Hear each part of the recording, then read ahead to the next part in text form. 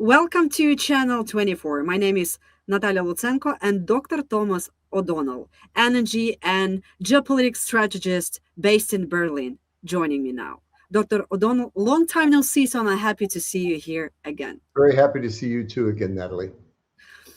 So, Dr. O'Donnell, let's talk about Moscow that was on fire and probably still on fire. Ukrainian armed forces made one of the biggest attacks on Moscow city and its region. And what is your take on everything that happening? Do we see really like economic pressure point on Russia at this point? Yeah. Well, I preface this by saying I'm not the military expert. I work on energy. But so I don't exactly know the details of what the Ukrainian strategy is. What I understand is that with the deep strikes that have been taking place, which have been just consistent for most of, all of this year into since last year, it's really having some effect in the rear in Russia, in their being able to organize themselves and bring things to the front. And that's very important, and maintaining their industry.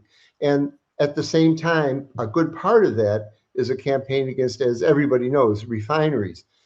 They seem to have refined or narrowed or changed the tactics over the last year, and it's not completely clear.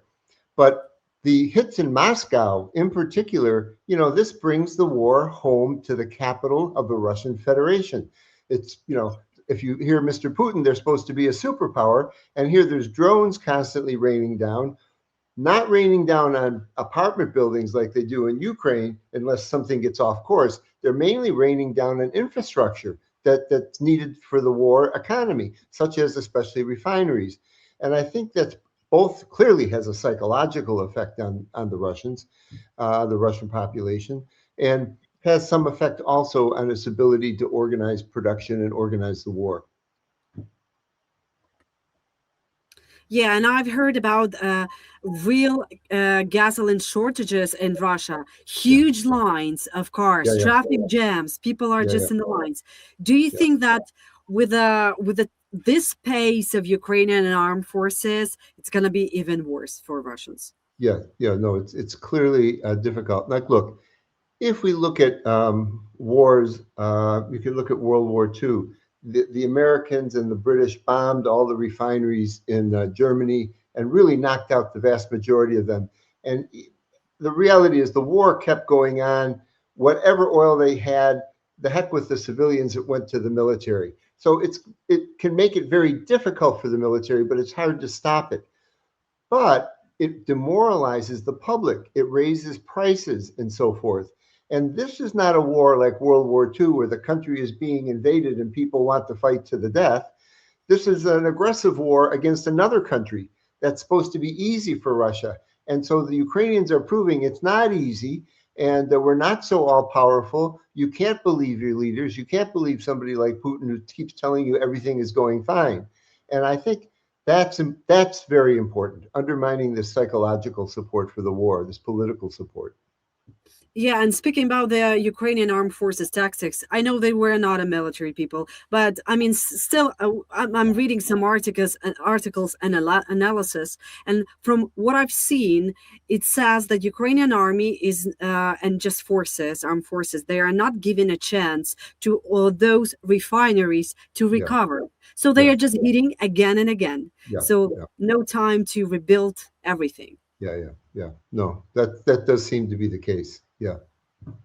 Um, Dr. O'Donnell, let's go back to what happened in France. There was a summit of G7.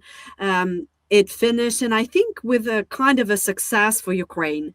There is a change of tone regarding yeah. Ukraine, definitely, as Keir Starmer said. From your perspective, what is the strongest takeouts for Ukraine? I've heard that the journalist was asking Donald Trump about the sanctions against Russia, whether he's going to renew them again, because Senator Lindsey Graham asking again for that. Yeah, yeah. So there's a couple things here. Uh, it's an overall point.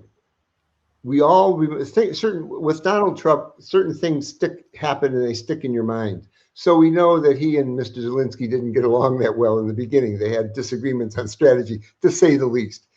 But it's been a long time since we've seen anything like that happening. And usually when they meet, it's a fairly friendly meeting. And Trump says positive things about Ukraine. So cross my fingers. I think that period is behind us for right now. And I think what happened on this front of energy that you're asking me about, and this has a lot to do with what happened at the G7 because they decided to go back and reimpose whatever sanctions were already may have been suspended for a period of time during the Iran war, and to go after Russian energy. So two things here. I think that last April, May, sort of in early summer last year, Trump offered Putin all sorts of inducements to end the war.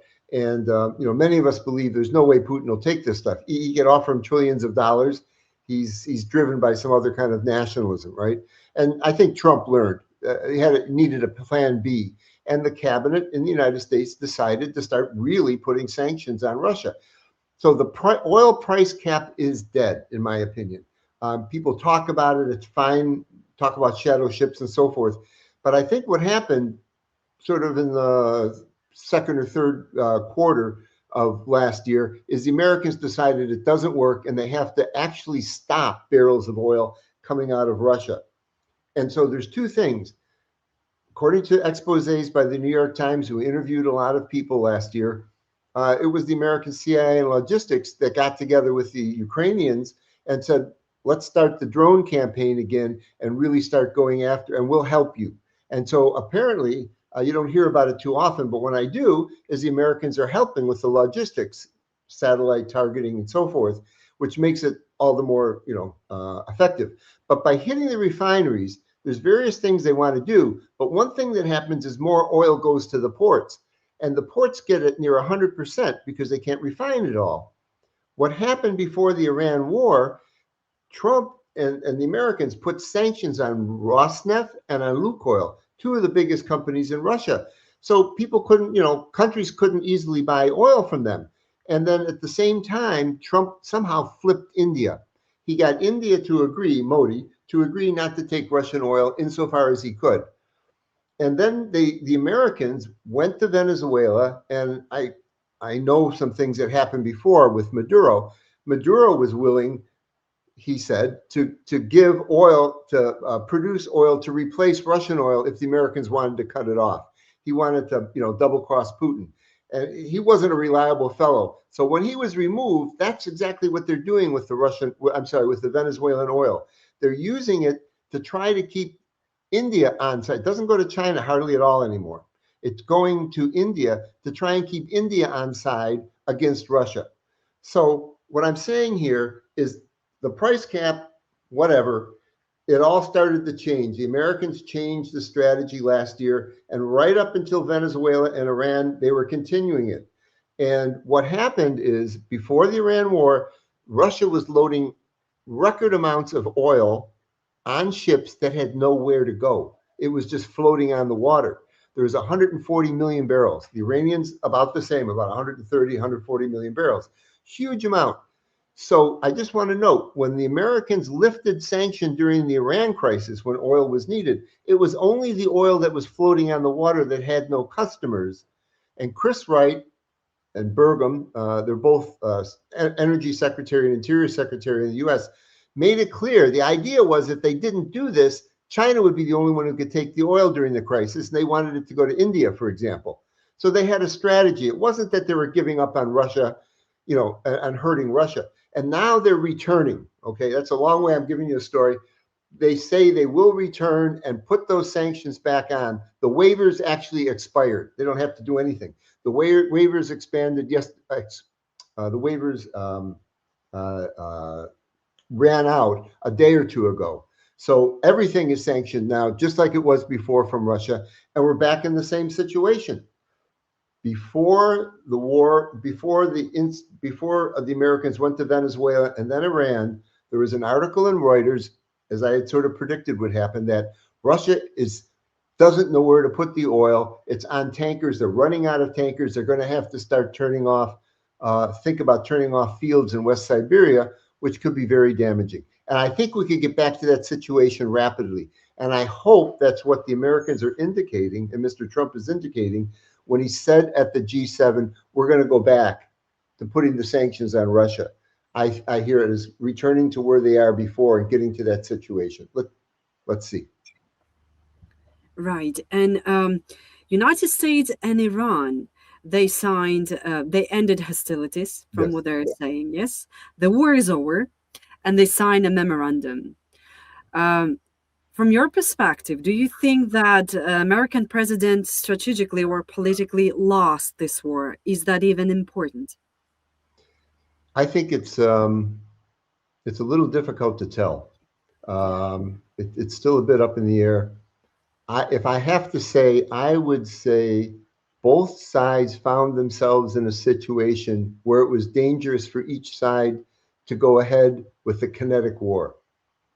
The Iranians realized, well, let me put it this way: around April 3rd or so, Trump finally said, "Okay, I'm going to reopen the straits forcibly," and he had this whole military strategy. It's called sixth generation warfare. They wanted to try, and he started to do it to escort ships through and to protect them.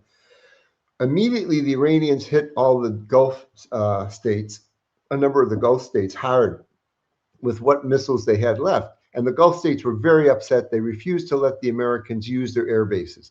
So Trump got undercut. Now, maybe that's because he didn't do the, work with them. But I think what happened is Trump said, okay, you don't want to be hit by these missiles. I'll stop the war against Iran. But you guys help me make a deal with the Iranians. And they had 60 days.